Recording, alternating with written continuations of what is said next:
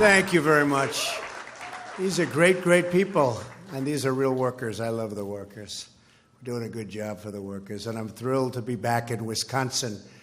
The optimism in this room is the same incredible spirit that is sweeping across our country, and even greater than that great day in November when I won the state of Wisconsin and when we won the presidency. That was a great day, I have to say. That was a great day, and thank you, Wisconsin. No administration has accomplished more in the first 90 days.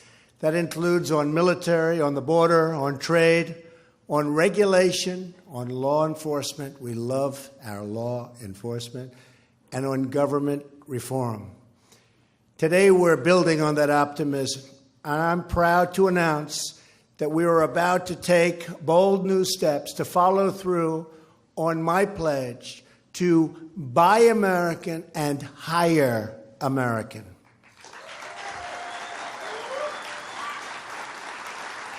I can't think of a better place to make this announcement than right here at Snap-on. Just took a tour of the company. Good place, by the way. It's doing well, too. Standing among the workers who make the tools that will rebuild our nation. Your craftsmanship is incredible. It's a pleasure to see my good friend, Governor Scott Walker. He has been such a big help. He has been so incredible. Stand up, Scott. Governor Walker. As well as Senator Ron Johnson. We worked hard together. Thank you, Ron. And although he could not be here today, my thanks go to Speaker Ryan, who's represented this city for nearly 2 decades in Congress. And you know where he is? He's with NATO. And so he has a good excuse. And I said, Ron, make sure these countries start paying their bills a little bit more. You know, they're way, way behind, Ron. We have to do, I'm going to talk to you about that, Ron. But Paul, you're over with NATO, get them to pay their bills. I think that, and Ron, you have to work on that too. And Scott, you're right here in Wisconsin. You don't have to bother. We'll keep you right here. For a little while, at least. Also with us is a famous local resident, the pride of Kenosha, Reince Priebus, my chief of staff. Where is Reince? Where is he? What a good man. There he is.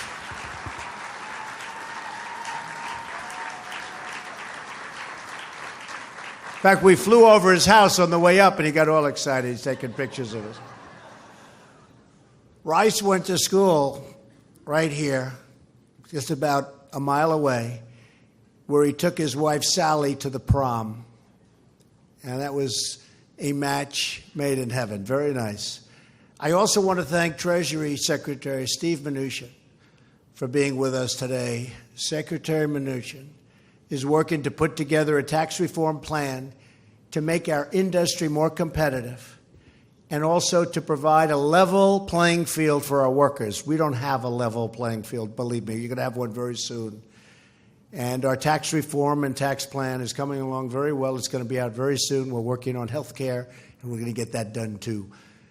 Our Education Secretary, Betsy DeVos, is also here. Where's Betsy? She's around here someplace. Stand up. Thank you, Betsy. Secretary DeVos is working to ensure that our workers are trained for the skilled technical jobs that will, in the future, power our country. I'm excited to be joined today by students from Gateway Technical College. And remember the college president, Brian Albrecht. Thank you. Great job. Thank you very much. Thank you. Thank you, Brian. Your partnership with Snap-on is a great example of why vocational education is the way of the future. When I was growing up in Queens, we had vocational schools. They were great.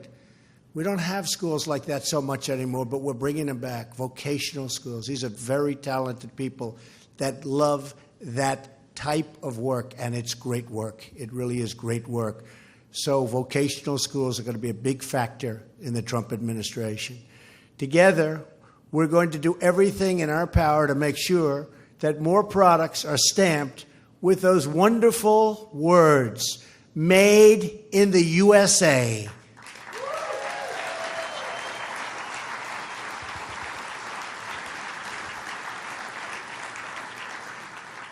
The old days we used to use it. We don't use it so much anymore. We're going to start using it again. Made in the USA. For too long, we've watched as our factories have been closed and our jobs have been sent to other faraway lands. We've lost 70,000 factories since China joined the World Trade Organization. And you've seen that. You've heard about it. 70,000. The World Trade Organization, another one of our disasters. But this election, the American people voted to end the theft of American prosperity. They voted to bring back their jobs and to bring back their dreams into our country. That's why I'm here today. In just a few moments, I will be signing a Buy American and Hire American executive order. You haven't heard about that in a long time in this country. With this action, we are sending a powerful signal to the world. We're going to defend our workers, protect our jobs, and finally, put America first.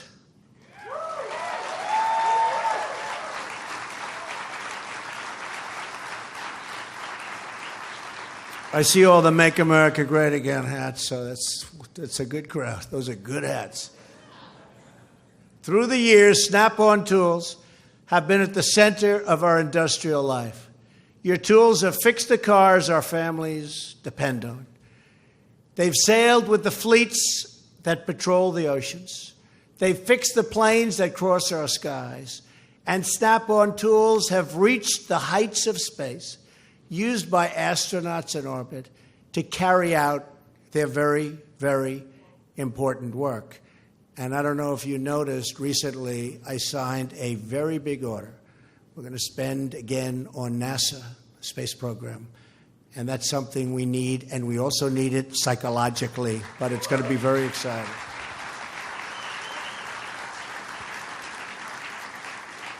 For decades, this company has served the needs of American workers.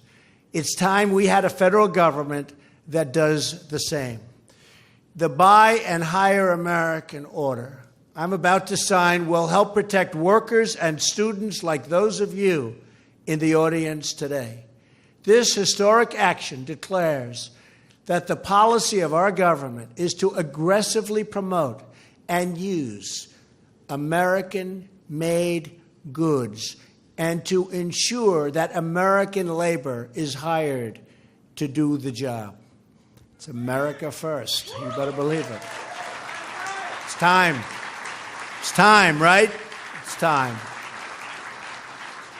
First, we will fully monitor, uphold, and enforce our Buy American laws, which we haven't done. Buy American laws require that when the federal government buys, builds, or funds a project, domestic goods and products should be used. But over the years, these Buy American standards have been gutted by excessive waivers and reckless exemptions. The result has been countless jobs and countless contracts that have been lost to cheap, subsidized, and low-quality foreign goods. With this order, I'm directing every single agency in our government to strictly uphold our Buy American laws, to minimize the use of waivers, and to maximize Made in America content in all federal projects. It's time. And for the first time ever, we are going to crack down on foreign bidders that used dumped steel and other subsidized goods to take contracts from workers like you. They take them away, and they've been doing it for a long time. Not going to happen anymore.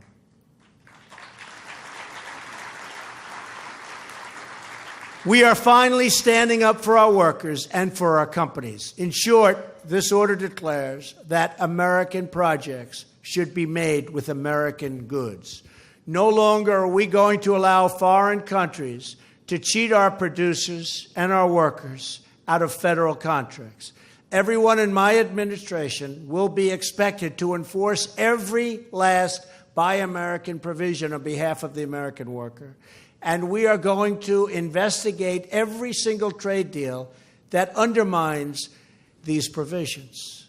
Secondly, we are going to enforce the higher American rules that are designed to protect jobs and wages of workers in the United States. We believe jobs must be offered to American workers first. Does that make sense?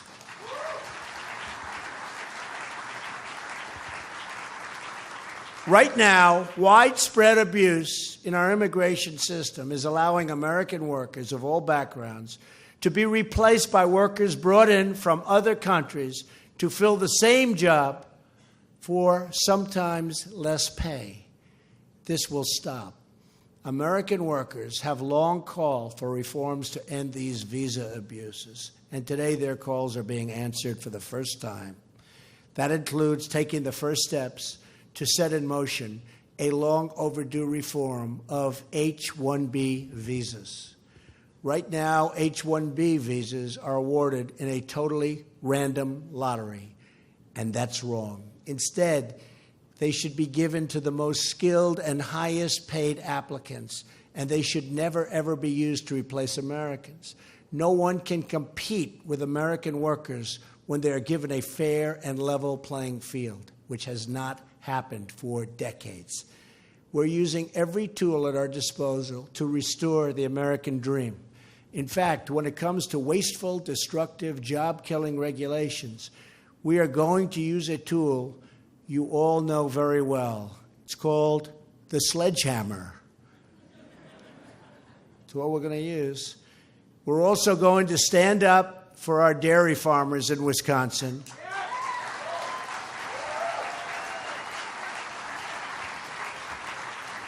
And I've been reading about it, and I've been talking about it for a long time, and that demands really immediately fair trade with all of our trading partners, and that includes Canada.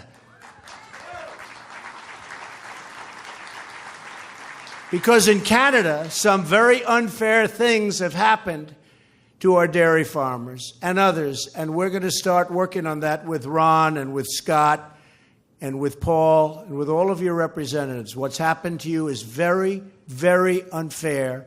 It's another typical one-sided deal against the United States, and it's not going to be happening for long. So, Scott, you and Ron and myself and Paul and everybody else, we're going to get together, and we're going to call Canada, and we're going to say, what happened?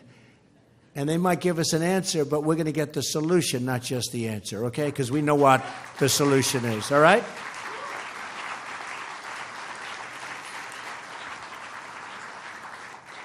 And if you guys can't do it, we'll bring maybe Reince. Reince, you ready, Reince? We better bring Reince back. Now, we'll get that done. We're going to work on that very hard. We're going to work on it immediately, in fact, starting today. It's a terrible thing that happened to the farmers of Wisconsin. The fact is, NAFTA has been a disaster for the United States, a complete and total disaster. And we're going to do some things. And we have all sorts of rules and regulations that are horrendous. Like we wanted started to negotiate with Mexico immediately. And we have these provisions where you have to wait long periods of time. You have to notify Congress. And after you notify Congress, you have to get certified. And then you can't speak to them for 100 days. The whole thing is ridiculous. NAFTA has been very, very bad for our country. It's been very, very bad for our companies and for our workers. And we're going to make some very big changes, or we are going to get rid of NAFTA for once and for all. Cannot continue like this, believe me.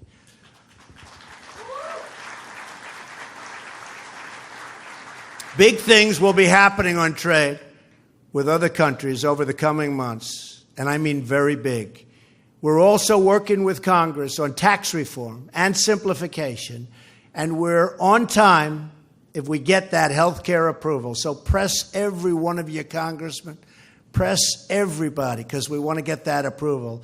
And it just makes the tax reform easier, and it makes it better, and it's going to make it steeper.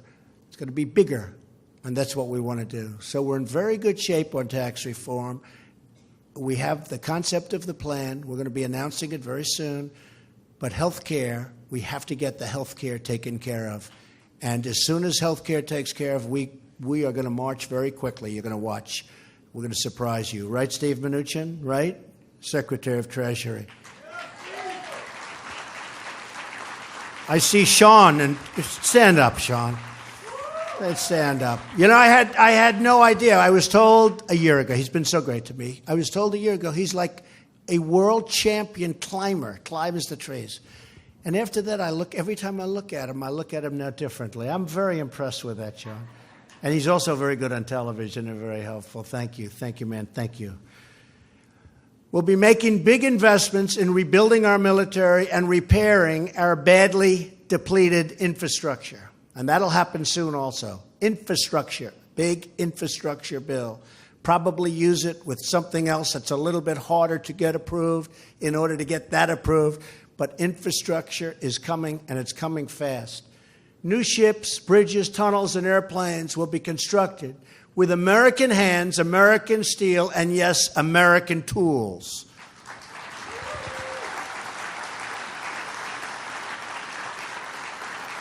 As we work to restore the American dream at home, we're also working to restore America's standing abroad.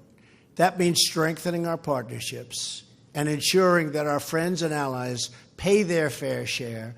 And that very much includes, as I've already said in my little statement to Paul, it also includes the NATO companies and countries. They are really sort of letting us down in that one respect. And we don't want people taking advantage of the United States, and that's not going to happen for very much longer. I'm going over there very soon, and we're going to have it, and everybody's going to be paying, and we're going to be a much happier country. We're going to be a much happier world. No matter the circumstances, everyone will know we act from this core conviction that America's strength must be unmatched, and its first priority, unquestioned, the safety and security of our citizens. This is the surest path to a more peaceful and prosperous world for us all. Together, we can build a better future in the spirit of this company's earliest days. Great company, great history. I recently learned that decades ago in the 1920s, when your salesman entered a dusty repair shop or stained, a nice, beautiful stained garage floor, which I've seen many of, he would find a spot to lay out a beautiful green felt mat. The people of the company know what that means.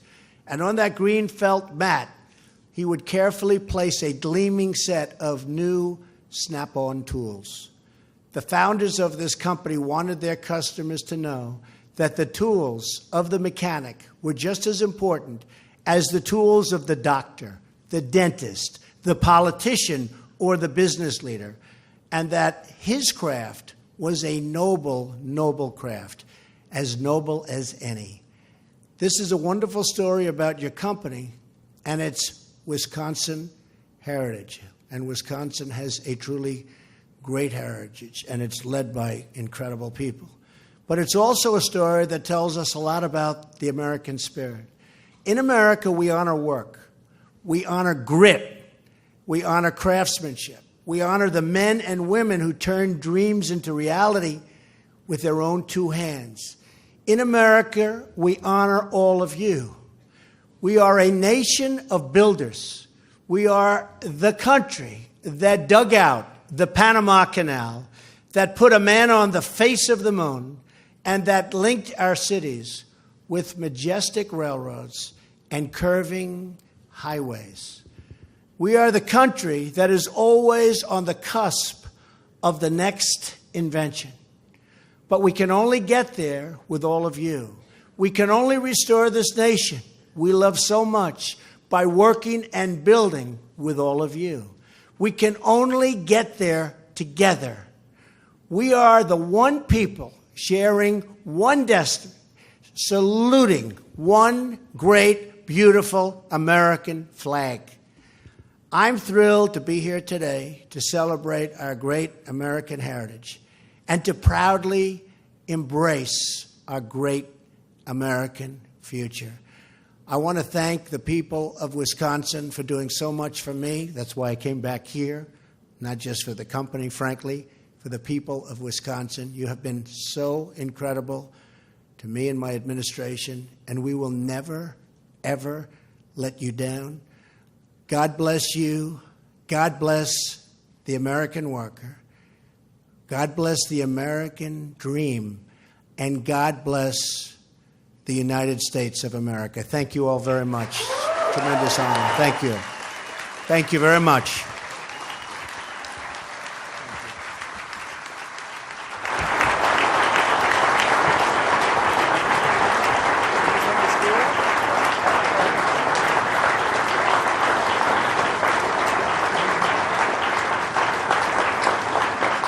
Get ready, everybody.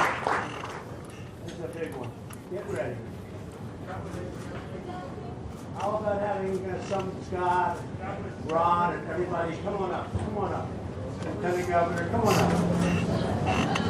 Come on up. Who should I give the pen to is the big question, right? I think one of them should get it. Yeah. Come on up, fellas. Should step up.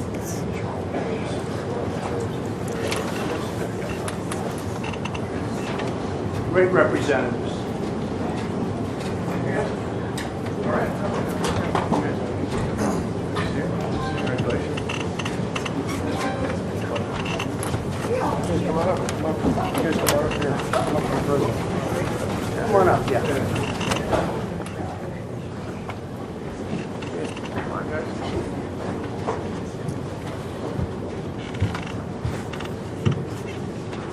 Okay.